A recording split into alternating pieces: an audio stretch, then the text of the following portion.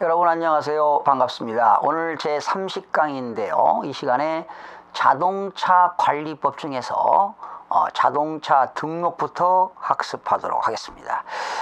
이 자동차 관리법도 내용이 상당히 방대한데요. 제가 체킹해 드린 것만 살펴보시고 나머지는 전혀 읽어보지 않아도 상관이 없습니다. 여러분 시간을 좀 전략해 드리도록 하겠습니다.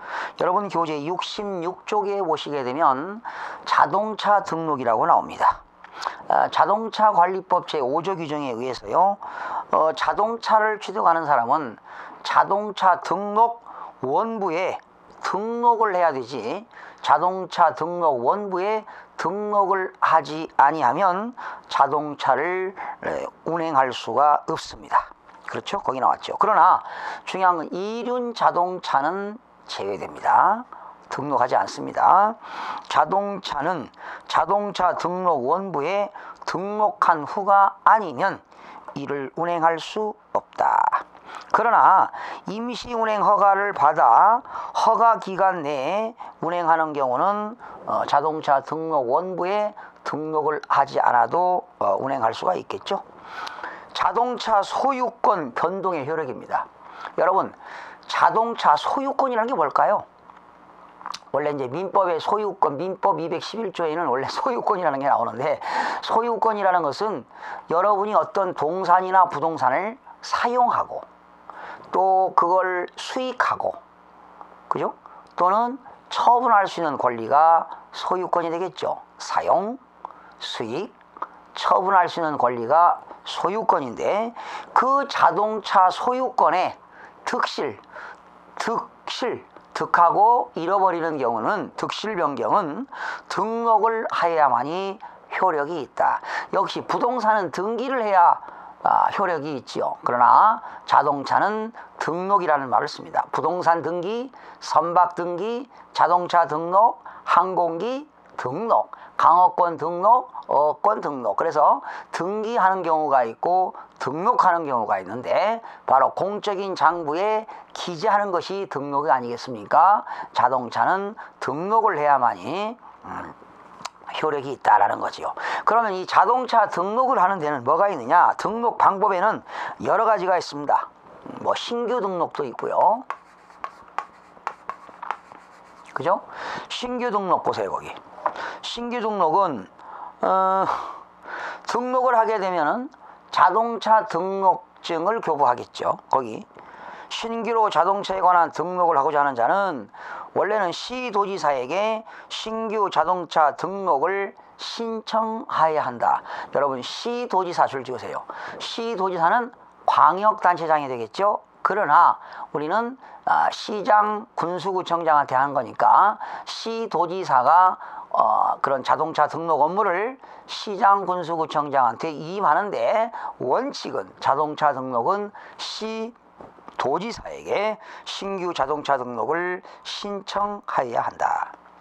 이렇게 자동차 등록을 신규로 등록하게 되면 자동차 등록증을 시도지사가 발급하여야 한다. 뭐 이런 내용들입니다. 넘겨보시면 변경 등록도 있죠. 여러분이 자동차를 등록했는데 변경 등록은 어떤 경우냐? 자동차 소유자의 뭐 주민등록이 바뀌었다던가, 또 법인이 가지고 있는데 법인 번호가 등기번호가 바뀌었다던가, 또는 등록자의 성명, 이름이 잘못 기재되었다던가, 또는 성명을 이름이 잘못 기재돼서 이런 변경 등록하는 경우가 있습니다. 그죠? 거기 뭐 차대 번호라든가 자동차 소유자의 성명, 또 자동차 소유자의 주민등록번호, 뭐 자동차의 그런 사용 용도가 바뀔 때는 변경 등록을 해야 됩니다. 거기 나왔죠. 자동차 소유자는 등록 원부의 기재 사항에, 자동차 등록 원부에 기재된 사항에 변경이 된 경우는 시도지사에게 변경 등록을 신청하도록 되어 있다. 또 뭐가 있냐? 이전 등록이라는 게 있죠. 이전 등록. 자동차를 파는 사람을 양도자, 양수자, 또는 파는 사람을 매도인, 매수인 되겠죠. 등록된 자동차를 양수받는 자, 양수받는 자라는 것은 매수인이죠. 사는 사람. 양수인은 시도지사에게 자동차 소유권의 이전 등록을 하여야 한다. 그러니까 타인이 가지고 있는 자동차를 이전할 때, 소유권 이전 등기할 때는 이전 등록을 하도록 되어 있다. 뭐 이런 내용이 되겠습니다. 그런데 여러분 663쪽에 보시니까 이전 등록의 신청 기간이 나옵니다. 자, 요건 좀 알아두셔야 되겠습니다. 이전 등록의 신청 기간이 옛날 2005년도 부산시의 그 기능직 그다음에 시험에 한번 나왔는데요. 이전 등록, 자동차 이전 등록의 신청 기간은 매도인과 매도인 사이에 매매계약을 자동차 소유권 이전 매매계약을 체결했을 때는 15일 이내에 신청 기간이 되겠습니다. 그 다음에 증여는요, 일반 매매는 15일이고 증여는 20일이 되겠습니다. 그리고 상속일 때는 상속 개시일, 상속 개시일은 피상속인의 사망일인데요. 상속 개시일이 속하는 달의 말일부터 6개월 이내가 되겠습니다. 상속은요, 뭐 부동산 사게 되면 취득세라든가 이런 때는 상속 개시일이 속하는 달의 말일부터 6개월 이내가 되겠습니다.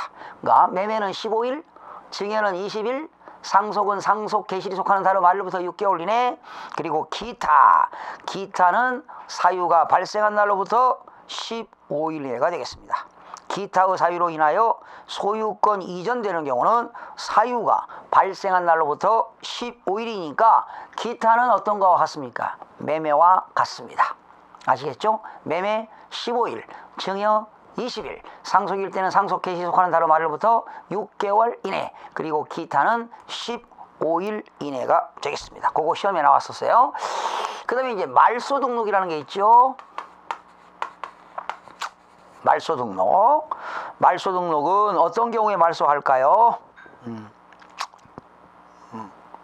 그죠? 말소 등록 신청은 어떤 경우입니까? 자동차 소유자가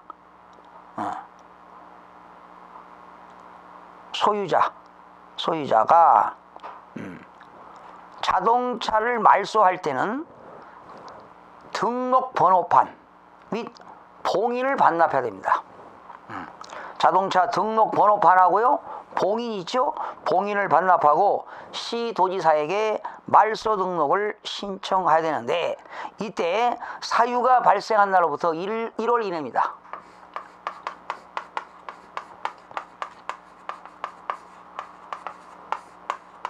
사유 발생일로부터 1월 이내에 말소 등록을 신청하도록 되어 있습니다. 이거 중요합니다. 사유 발생일로부터 1월 이내에 말소 등록을 신청하도록 되어 있습니다.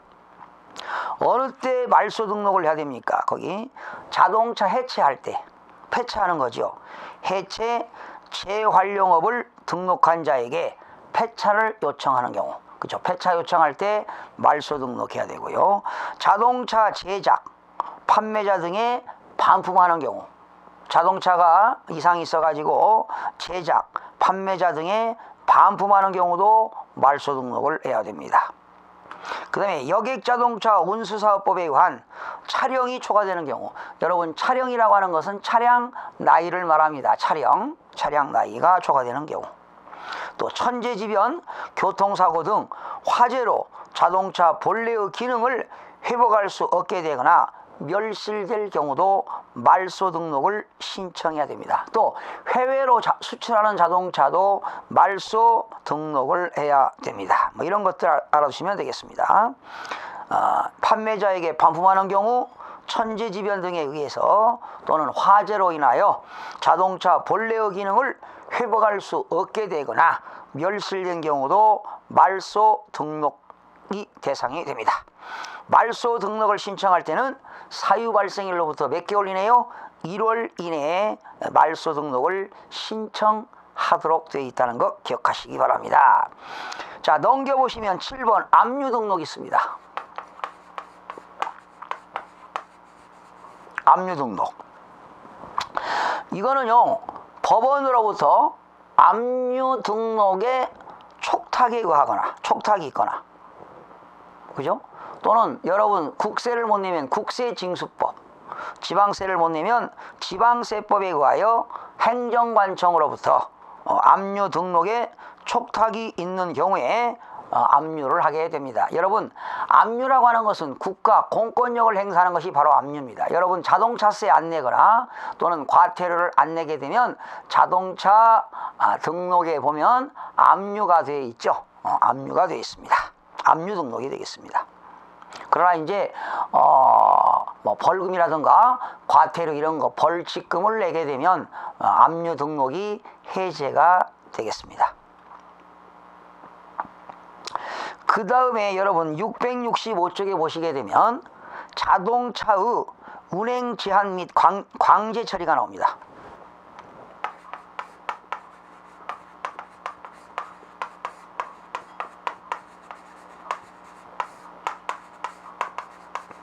자동차의 운행 제한 및 강제 관리가 나옵니다. 강제 관리. 자동차 운행 제한과 강제 관리가 나오는데, 운행 제한을 한번 볼까요, 여러분? 어느 때 자동차를 운행 제한하느냐? 전시, 사변 이에 준하는 비상사태가 대처할 때. 이게 무슨 말이냐면 국토교통부 장관은요, 지금 여러분 자동차관리법에 관계된 법은 어디입니까? 국토교통부이기 때문에 국토교통부 장관은 다음의 사유가 있다고 인정되면 경찰청장과 협의해가지고 자동차 운행 제한을 명할 수가 있습니다. 어느 경우에 운행 제한하느냐? 전시사변, 준하는 비상사태의 대처, 극심한 교통체증 지역의 발생 예방과 해소를 목적으로 대기 오염 방지나 그 밖에 대통령이 정하는 경우는 자동차 운행을 제한하도록 되어 있습니다. 그러나 자동차의 강제 관리가 있습니다. 자동차의 강제 처리입니다. 강제 처리 사유가 되겠죠. 자동차관리법 제26조인데요. 자동차의 소유자 또는 점유자는 다음의 행위를 하여서는 아니 된다. 그러니까 그런 행위를 하게 되면 강제 처리하겠다는 겁니다. 자동차를 일정한 장소에 고정시켜 운행 외의 용도로 사용되는 경우, 자동차를 일정한 장소에 고정시켜 가지고 운행 외의 용도로 운행을 하지 않고 일정한 장소에 계속 자동차를 고정시키는 경우도 강제 처리가 되고요. 자동차를 도로에 계속하여 방치하는 경우, 도로에다가 일정 기간 동안 자동차를 계속해서 방치하는 경우도 강제 처리가 되겠습니다.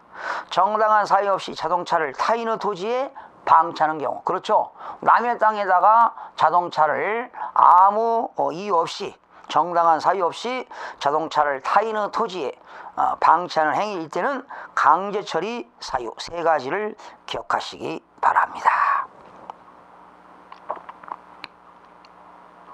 그래서 거기 이제 누가 강제 처리합니까? 시장군수구청장이 하는 거죠. 시장군수구청장은 강제 처리 사유에 해당된다고 판단되면 해당 자동차를 일정한 곳으로 옮긴 후 그 자동차 소유자 또는 점유자에게 폐차 요청이나 그 밖에 처분 등을 하거나 자동차를 찾아가는 방법 등으로 본인이 적절한 조치를 취할 것을 명한다. 여러분 길거리에 보시게 되면 골목길에 말이죠, 이런 자동차를 방치하는 경우가 있잖아요.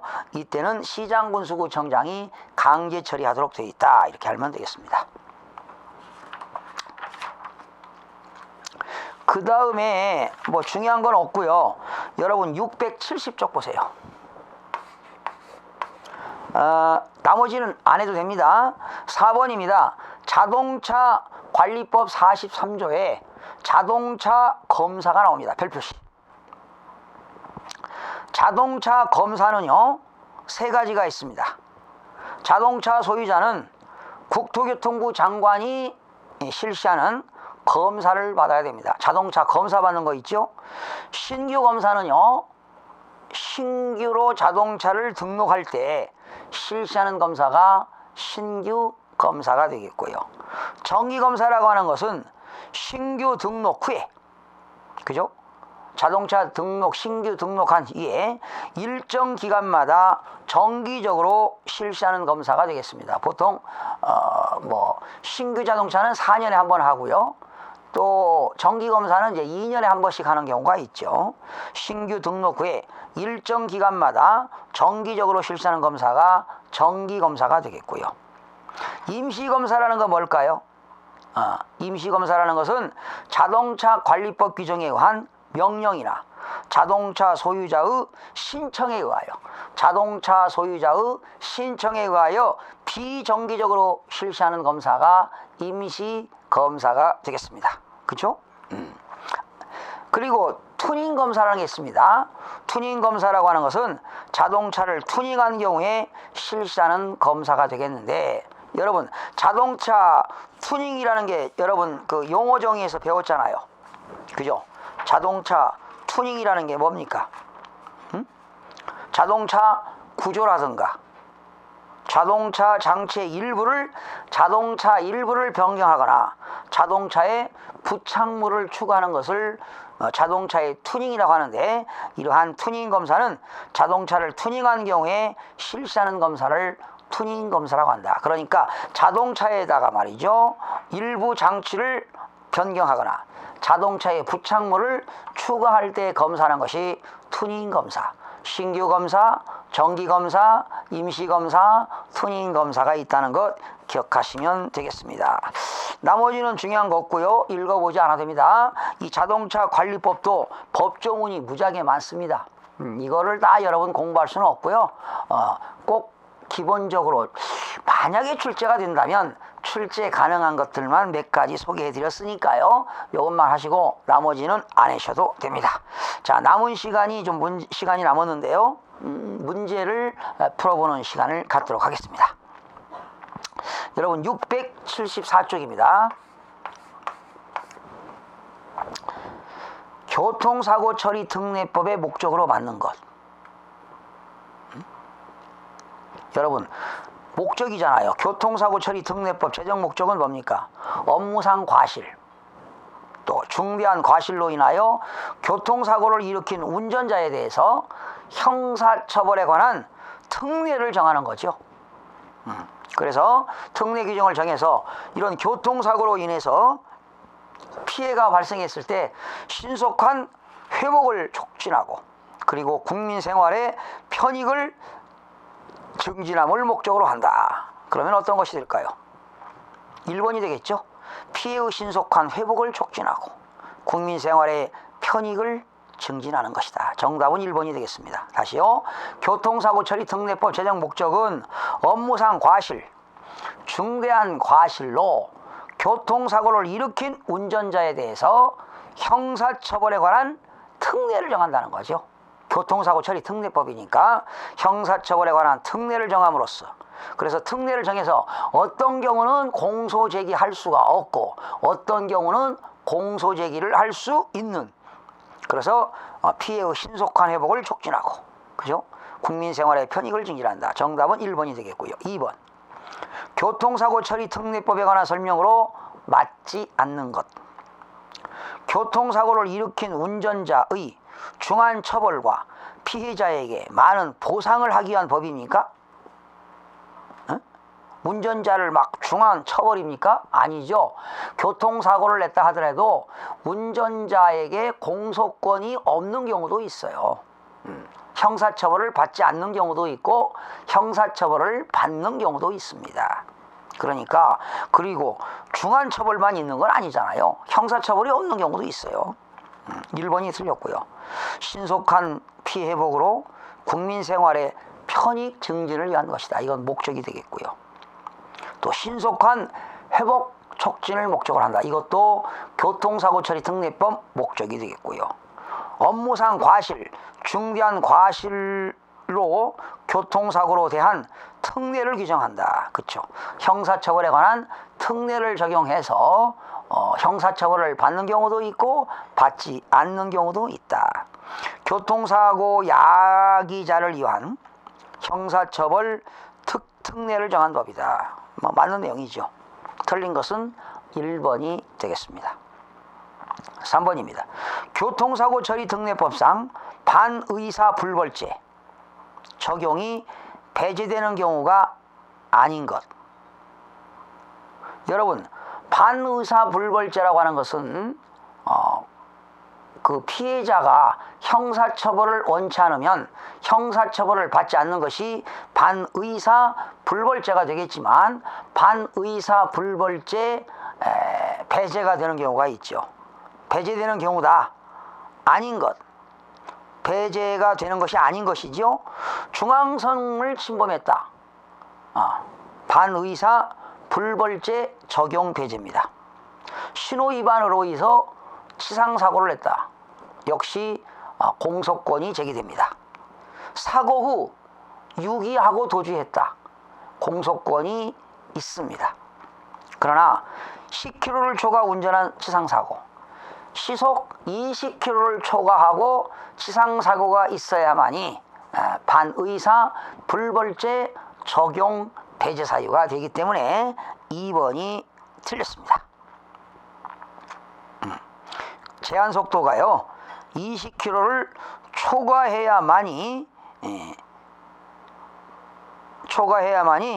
반의사 불벌죄 적용 배제가 되는데, 20km가 아니기 때문에 반의사 불벌죄가 적용됩니다. 이 말은 공소권이 없다는 것이 되겠습니다. 결과적으로 반의사 불벌죄라고 하는 것은 피해자가 처벌을 원치 않기 때문에 처벌할 수 없는 행위가 반의사 불벌죄가 되겠습니다.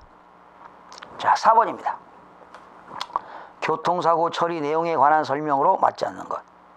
틀린 것. 신호 또는 지시 위반으로 인한 사고는 피해자의 의사에 관계없이 입건된다. 그죠? 신호 위반. 여러분, 신호 위반하게 되면은요, 신호 위반해 가지고요 사고를 냈다. 합의를 한다 하더라도 이거는 신호 위반하게 되면은요 공소권이 있습니다. 결과적으로 반의사 불벌죄 적용 배제가 되는 거죠. 교통사고로 재물만 손괴한 경우에는 피해자의 의사에 따라 처리된다. 그렇죠?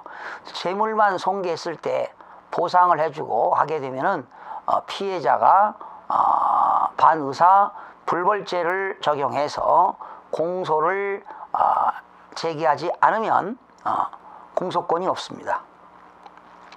뺑소니 사고는 종합보험 가입 합의 여부에 관계없이, 그렇죠? 뺑소니 사고는 형사처벌을 받아야 되겠죠.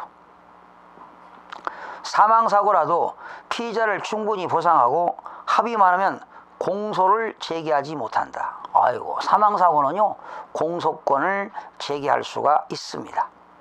공소 제기할 수 있어요. 검사가 법원에다가 형사처벌을 해달라고 공소를 제기할 수가 있습니다. 4번이 틀렸습니다. 5번. 재물만 손괴한 교통사고는 합의만 하면 공소를 제기하지 않을 수도 있다. 그렇죠? 재물만 손괴해서 서로 합의하게 되면 공소를 제기하지 않을 수가 있습니다.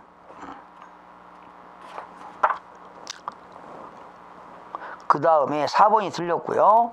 문제 5번으로 넘어갑니다. 교통사고를 가장 적절하게 정의하고 있는 것. 교통사고. 여러분, 교통사고라고 하는 것은 차의 교통으로 인하여 사람을 사상하게 하거나 물건을 손괴하는 경우를 교통사고라고 하죠. 정의입니다. 정답은 3번입니다. 차의 교통으로 인하여 사람을 사상하거나 물건을 손괴하는 경우는 교통사고의 정의가 되겠습니다. 6번입니다. 교통사고 처리 특례법상 외외 대상자.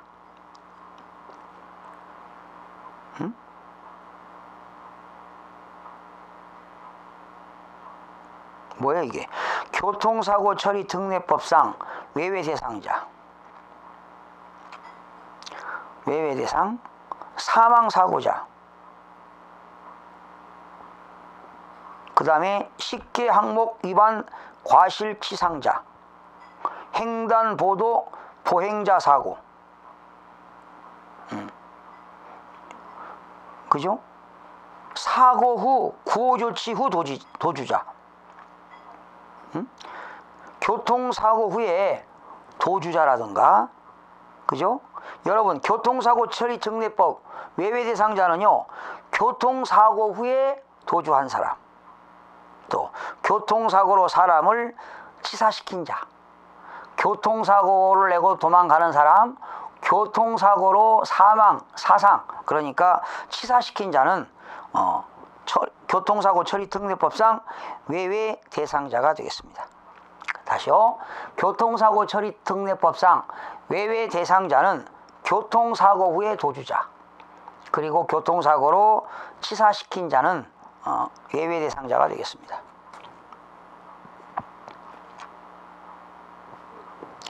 자, 문제 7번으로 넘어갑니다.